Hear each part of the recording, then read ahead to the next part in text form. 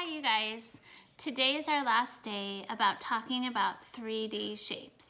And I think the biggest thing I need to remind you guys is that what makes a shape isn't the size it is, it's not the color. How we can determine what a shape is by its attributes.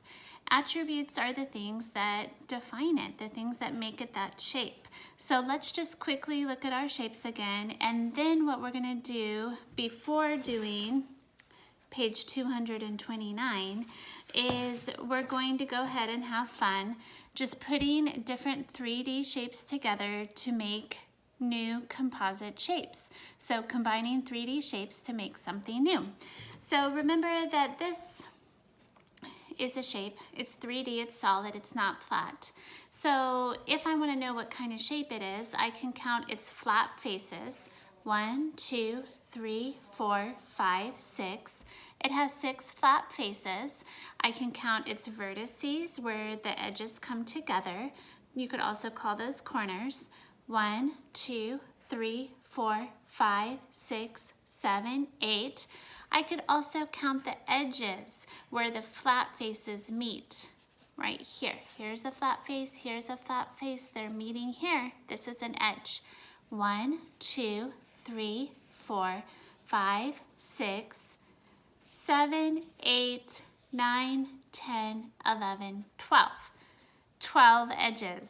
So looking at the shape and understanding that I can figure out its attributes lets me know that this is a rectangular prism. This is a rectangular prism too. I know they look different, but if I count the faces and I count the edges and I count the vertices, I realize even though these look a little bit different, they are both examples of a rectangular prisms because they have the same number of vertices or corners, they have the same number of faces, and they have the same number of edges. These are both examples of rectangular prisms. Now, this is going to be really surprising to you. I don't think it will be, but this is also a rectangular prism, okay?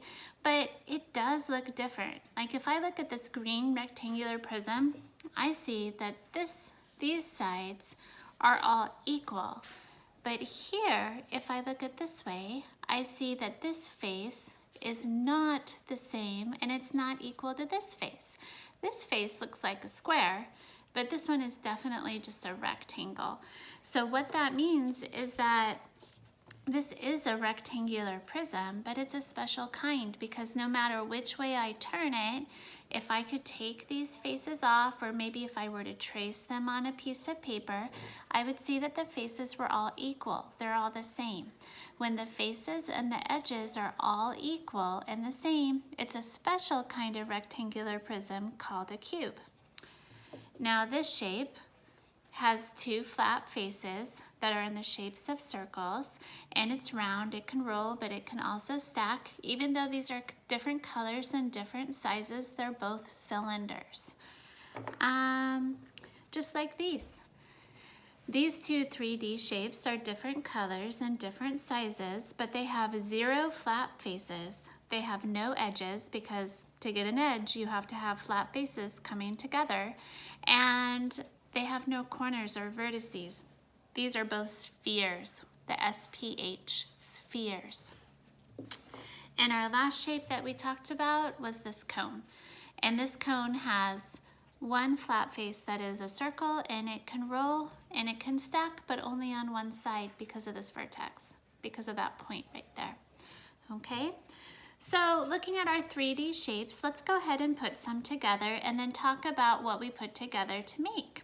So I'm going to go ahead and turn this down right there, and I'm going to go ahead and take this yellow shape, and I'm going to put, since I can stack 2 of these cubes together, I'm going to stack this on here, I'm going to stack this on here, and then this on here. And I've just made a composite shape. What is our composite shape made up of? Well, it has 2 cubes, it has 1 cylinder, and 1 cone. I couldn't stack the cone this way. That wouldn't work, it wouldn't stay. Let's see, could I take my cylinder and put my cube on top of it? Yes. Now I created a different composite shape, and this one has a cylinder and a cube. Let's see what else we can make. I can take this composite shape and put a rectangular prism on top. Why don't I put the cube on the bottom? Now I created an entirely new composite shape. Sometimes when you guys are having fun with shapes and putting things together, it might remind you of something you see in real life. Like this reminds me of something like if you were to grab it, especially if it had two of these cubes on either side, it could be like weights that you were lifting up and down. It could be a really cool column on a building. So I think lots of times when people are creating things, inventing things, building buildings, that really what they're thinking of is how can they put shapes together. And if you're building a building, it's very important you think about the shapes you're putting together and if they will be sturdy and strong, since you'll want your building to stay up.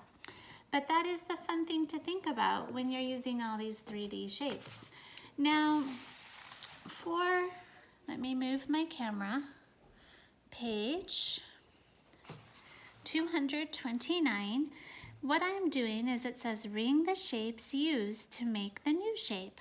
So I look at the composite shape they have here, and all I have to do is say which shapes out of this group were used to make this new composite shape. I'm even going to do better, and I'm going to make sure I try to tell you the name of them.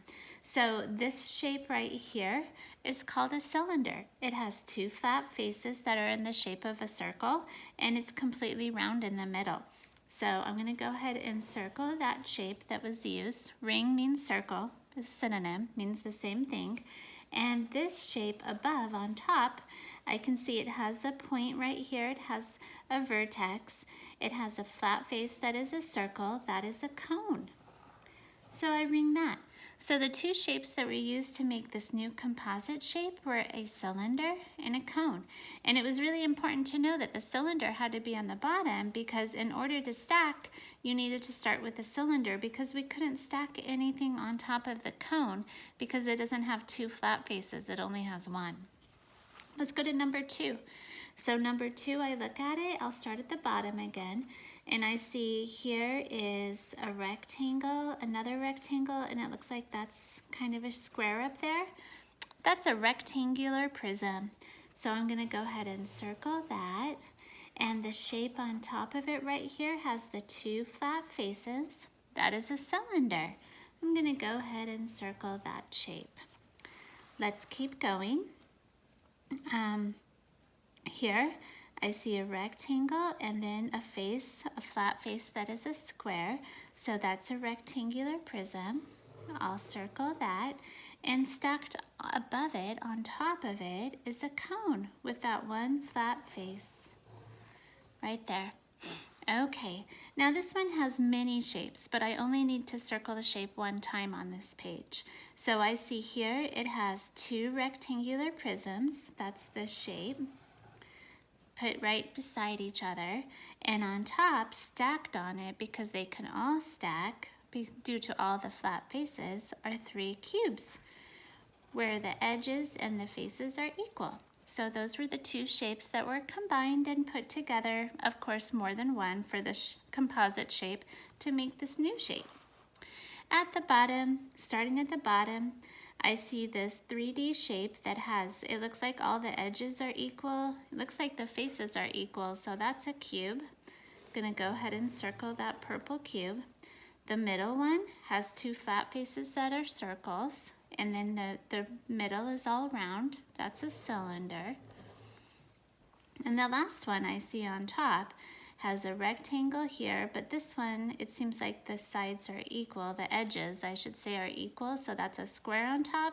So because the faces aren't all equal and either are the sides, the edges, look, this edge is much shorter and this is a longer edge. This is a rectangular prism. So that is the front page. So now I'll look at the back page. And the only thing they wanted us to do here is they wanted us to see like the first set of the pattern and ring what was used to make that they put together a couple more times, either 2 or 3 more times. So if I look at number 6, I see that This is made with a cube, a cone, a cube, a cone, a cube, a cone. It wasn't made with 2 cubes and a cone, or 2 cubes that way. It was made, if I want to look at the set, I could even draw like a box around it. It was made with 1 cube and 1 cone that they then used that new composite shape and built it 2 more times to make the overall shape. Here, I'm going to look at it again, and I see that they have a pattern where they built 1 shape using a rectangular prism with a cube on top. And then once they created that, they built it 1, 2, 3 more times to make that entire composite shape. So their first build was the rectangular prism with the cube. This next one, what did they use? This is really fun. So here I see they have a rectangular prism, a cube, and a cylinder. And here, if I go from the top, I see they have a rectangular prism, a cube, and a cylinder. And they did that more times to create this really fun looking like column, something you'd see maybe in Minecraft, right? And so here, I want to find the same thing. It's not this one, it's missing the cube and it's on the wrong face. It's this one. And they just built that 1, 2, 3, 4 times to make that new composite shape. And the last one, I see that they started with a rectangular prism and they put a cylinder on top. That was their beginning build. And then they built it 2 more times and put it together to make that new shape. So I want to look for where it looks the same before they recreated it. And that's it. So this lesson is really all about using 3-dimensional shapes. We call them 3D shapes, solid shapes that take up space to create new composite shapes, and being able to understand what they are based on their attributes, edges, faces, corners or vertices. That will help us learn. All right, you guys, great job today.